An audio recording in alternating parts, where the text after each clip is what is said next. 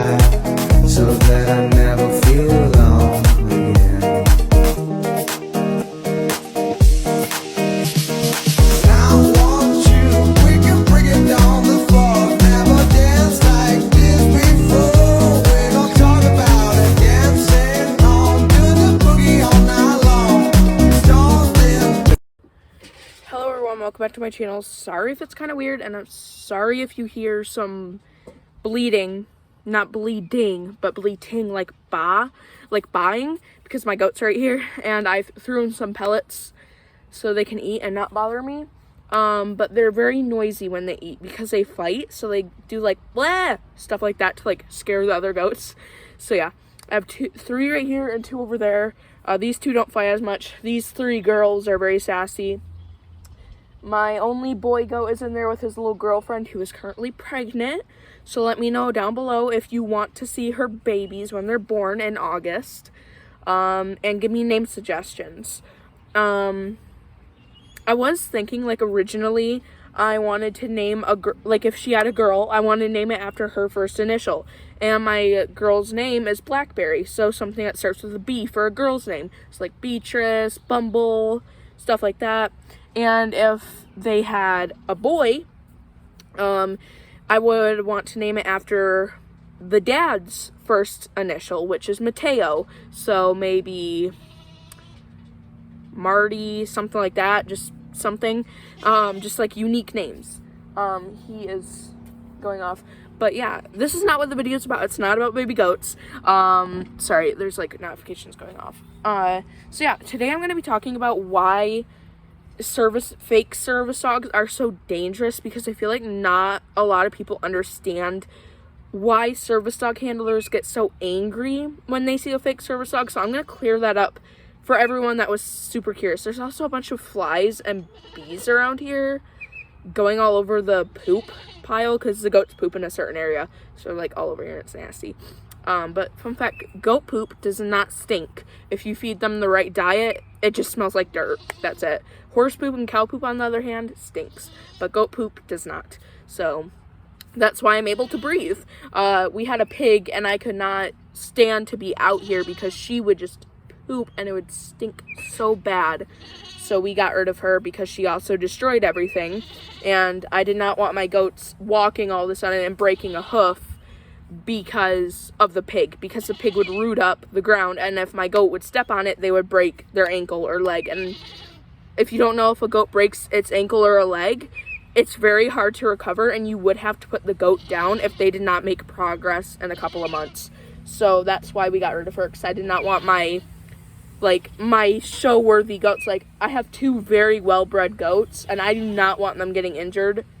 And then we have mixed goats, but I do not want them getting injured because they're a dairy breed, so I don't want to lose an awesome dairy goat because they hold really good lines. But anyways, I've been ranting about goats for like 3 minutes now, but I wanted to talk about why it's dangerous to fake service dogs and why service dog handlers get so mad. So yeah, I'm gonna get started on that. Anyways, Mateo won't shut up.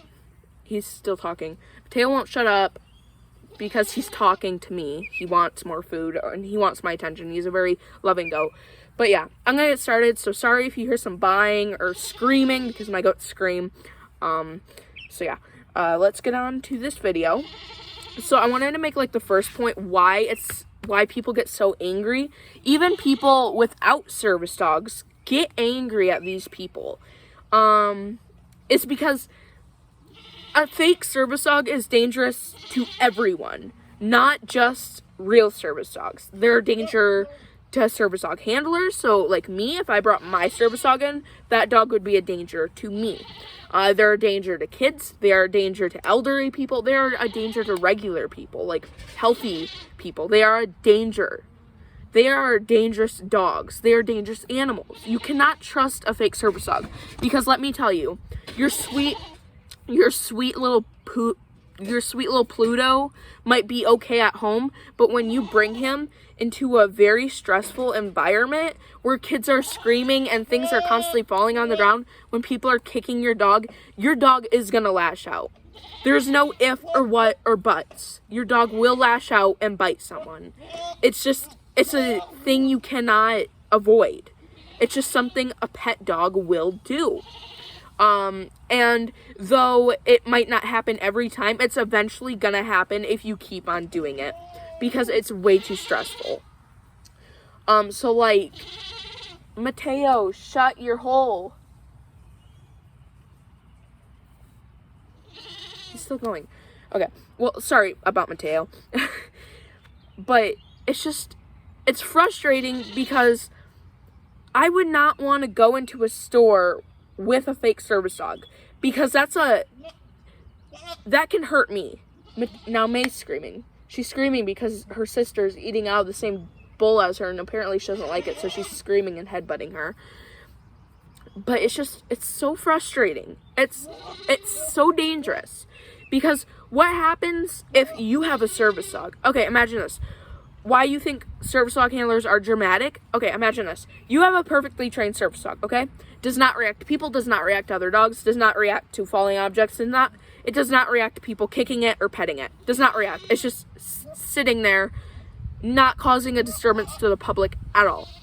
And then you have a fake service dog that comes up and tries to attack your dog or the dog that is right next to you. What are you gonna do?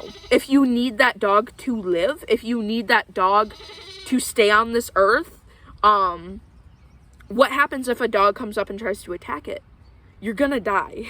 There's no question about it. You are gonna die. If you need your dog to live and there's a fake service dog attacking your dog, you are gonna die, because dogs are not robots and they get distracted.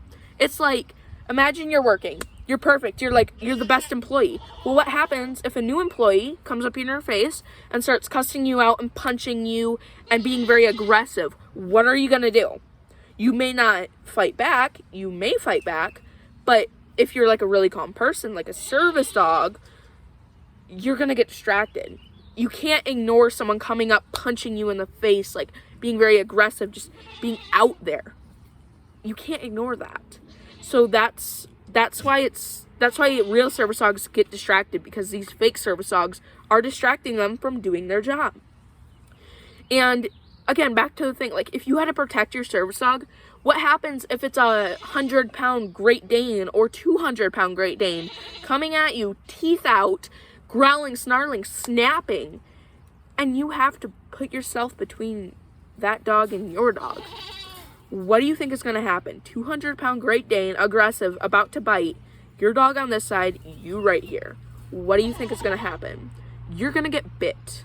You are going to get hurt. You could even die from it. You could be mauled, for all you know. And that's why it's so dangerous to have fake service dogs. You cannot guarantee anything. You cannot guarantee that it's going to be okay. Now, I have run into some fake service dogs that could care less about my dog. But 99% of the time, those dogs are aggressive because they are in that public setting. These dogs that are in that public setting want to kill my dog. They want to kill me. They want to kill my little brother. They want to kill my dad. They want to kill the employees. These dogs do not care. These dogs are now wild animals. When they are in a non-pet friendly store with stressful environments, they are now wild animals. They imagine themselves to kill whatever seems threatening, or to bite, or to protect themselves to whatever is threatening. And that's why people get so mad. Because if people would have followed the rules, you wouldn't have aggressive dogs in the store. You would have a perfect life. You could just go shopping without worrying, am I going to turn the corner and get mauled? It's literally that simple. And it sucks. It really does, because these Karens... Hey, May. I'm petting her. She's putting her nose out of the gate and she wants to be pet. But, yeah. So, yeah, it's just horrible. Now, the last thing I'm going to talk about is the type of fake service dog handlers. And it's going to get really frustrating for me, because a lot of these handlers are what you call the Karens. The absolute Karens. So we're going to get into that. So getting into it, the first type of people are the uneducated people. The people who don't mean to do any harm, but they just feel, oh, they truly believe this place is pet friendly. This place allows dogs because maybe this person had went in without their dog before and seen a real service dog even, or another fake service dog, so they thought it was pet friendly, and then they bring their dog in. Those people are open to education. So if you go up to this person, you're like, hey, I just want to let you know it's not okay to have your dog in here. It's actually not pet friendly. And if they reply with, hey, well, I've seen other pet dogs in here, so I thought I could bring my dog in here. Do not go, well, you should have just read the signs, or you shouldn't be snappy like that. You should educate them nicely. Well, and be like, oh, well, no, those were fake service dogs. Those were frauds. And it's actually a misdemeanor to fake a service dog. And you should be really open to educate people. I see a bunch of handlers that will go up to fake service dogs and harass the handler, and that's not okay. Like Service Dog Paws. I love them to death. I love their channel. I love their dogs. I love everything about them. But this lady, I think her name is Dominic. I'm sorry. I cannot pronounce that name. But she has her service dog Maya, and I was watching one of their videos where they saw like one Chihuahua in a stroller and 3 or 2 others in a buggy. And then they went up to that person and started recording them and telling them it was breaking federal law. And I was okay with that at first. I was like, yeah, you go. You do your thing. You educate the way you want to educate. But then I saw them following these people, purposely going up to these people to get a reaction out of their dogs. And that's where I had an issue. Your dog should be your first priority, not your last priority. You should not your first priority should not be to film a dog for a YouTube video, a fake service dog, to get views. Your first priority should be to keep your dog safe. So maybe if you really want to educate someone so bad, put your service dog with someone you trust. So a dad, a mother, a brother, a sister, a boyfriend, a girlfriend, husband, wife. Give the dog to them, and then go up to that person without your dog. And I get it, like if you're blind or you have mobility issues and you can't go without your dog, it sucks because you really can't do anything. But if you can, like if you have PTSD or something not so severe, I know it's really severe, I have some myself, but if it's not like to where you will actually die, you can like go up to that person, kindly educate them, stay really calm in that situation. Just go like, hey, this isn't okay, and it's distracting my service dog from doing her job. I could get hurt, and that would be liable for you or for the store, and it's just really not okay. And just kind of educate them that way. But it's just, don't put your dog in danger, is what I'm saying. It's really childish for people to do that. Anyways, going on to like the Karens. So there's like 2 different types. Obviously the one I was just talking about, which is the person who is actually uneducated and doesn't know any better, to these Karens that don't care. Care in, because they don't care. Sorry, pun there. Hey Daisy. Hey girl. Daisy's like rubbing up on her. She wants to be pet. But yeah, these Karens don't care. They don't care if you die. They will laugh if you die. They will laugh if you get hurt. They will laugh if their dog growls and barks at your dog. They will just make a joke out of everything and act like they're cool. Well, let me tell you, Karen, you're not cool. You're absolutely not. I actually had a Karen today on my YouTube channel telling me that they bring their dog everywhere. I will show you that right now.